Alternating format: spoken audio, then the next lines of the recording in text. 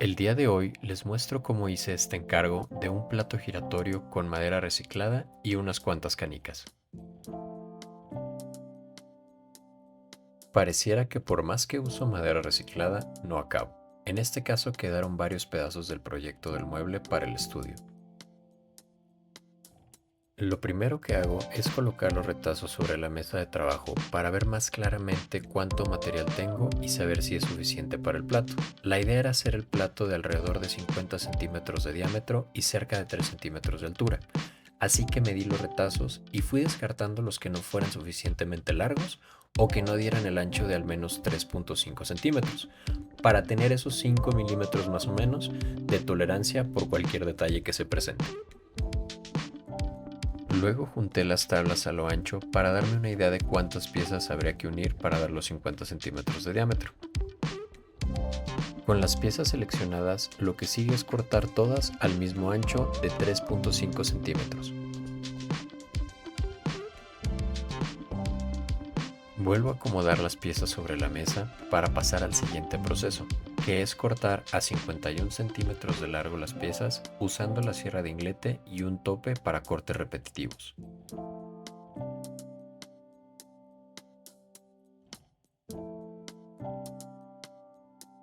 Con los retazos listos, me puedo enfocar en acomodar las piezas de manera un poco más aleatoria. Me gustaría poder hacer secciones del mismo material. El problema es que tanto el MDF como el OSB no son tan resistentes y por eso prefiero colocar triple entre estos. Si usara más madera de verdad, pienso que podría preocuparme menos por la resistencia de las piezas. Y aquí viene la parte más complicada, unir todas las piezas. Coloco abundante pegamento entre las piezas y las vuelvo a acomodar en orden. Todavía no llegaba ni a una cuarta parte del tablero cuando pensé que lo mejor hubiera sido pegar secciones o al menos usar un pegamento con mayor tiempo de secado. Pero como ya había empezado, decidí terminar de esta manera. Para que el prensado quede más uniforme, usé un truco que vi con perfiles unicanal calibre 14 y tornillos de media pulgada de 6 pulgadas de largo. Estos me ayudaron a que las tablas queden más planas mientras prenso con los sargentos en diferentes puntos. Aquí pueden ver que las primeras tablas que pegué ya se habían secado un poco, mientras que las últimas escurrieron bastante pegamento. Espero 30 minutos a que seque un poco el pegamento y aprovecho para raspar lo mejor que pueda el excedente. Al día siguiente pegué con silicón el tablero a un pedazo de MDF, esto para mantenerlo plano y poder comenzar a rectificar. El proceso de rectificado lo hice con las charolas pequeñas y funcionó bien, pero este tablero era muy grande y tenía que recorrerlo para rectificar bien toda la superficie. El polvo que ven aquí fue solo de una pequeña parte del tablero. Tenía que aspirar después de muy pocas pasadas. El tablero no quedó del todo plano, pero se arregló un poco cuando lo lijé con lija grano 80. Lo siguiente era cortar el círculo, y para esto hice una guía con dos marcas, una para el contorno y otra para el rebaje interior. El detalle es que calculé mal la distancia con referencia al cortador y en vez de 50 centímetros terminó quedando de 48.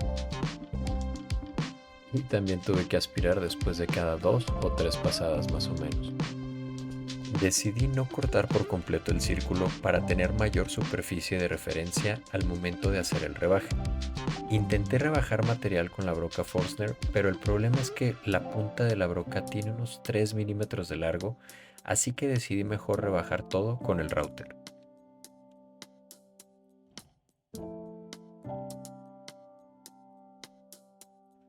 A pesar de que la base del router es bastante grande, me di cuenta de que el tablero no había quedado tan recto y de repente perdía la referencia. Esto ocasionó ciertos puntos más bajos y también más marcas del cortador quemando las tablas.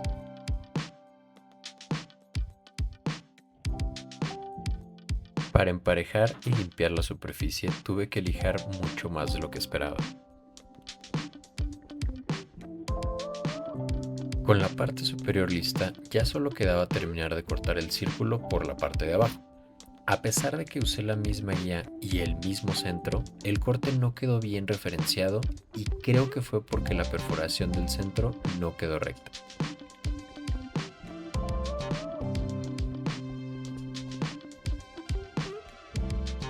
Afortunadamente no fue mucha la diferencia y pude lijar fácilmente con la lijadora de banda.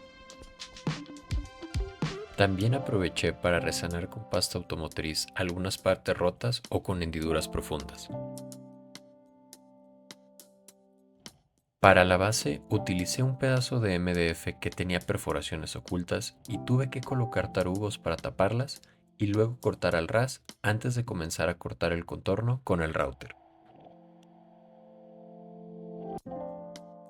Para el mecanismo de giro voy a utilizar estas canicas y una ranura en ambas partes. La ranura idealmente sería con cortador de media caña, pero no encontré 16 milímetros, así que tuve que usar un cortador recto y estas son las pruebas del mecanismo en unas tablas. Utilizo la misma guía para el círculo, pero con la segunda marca que hice para el rebaje interno. Según yo, hice un rebaje de 6 milímetros en cada una de las piezas, pero a la hora de probar el mecanismo, me di cuenta que no había casi separación entre la base y el plato, y por eso mismo batallaba para girar.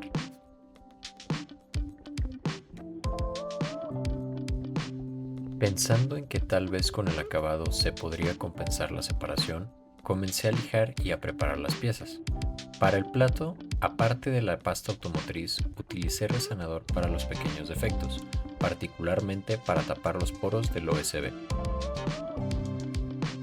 Luego lijé el plato con lija 80, pasé a 120 en la lijadora orbital y terminé lijando los detalles a mano con lija 120.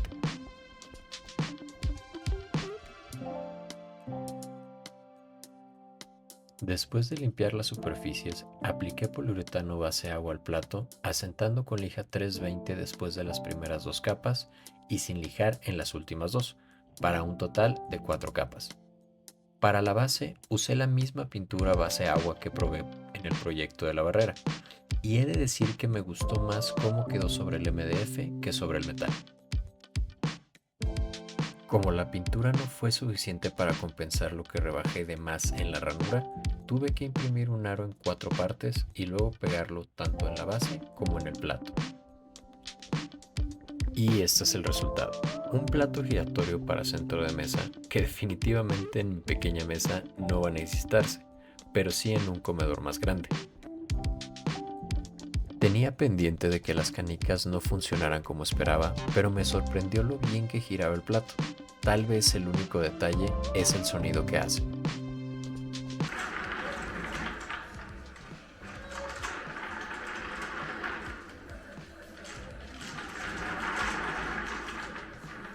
Este es de los primeros proyectos que hago como encargo y es algo que ya tenía como objetivo.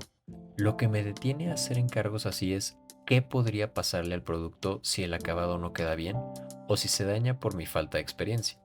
Pero me siento bien de haber tomado este paso y ya el tiempo dirá cómo le va a este plato. Espero que les haya gustado este proyecto y los veo en el próximo video.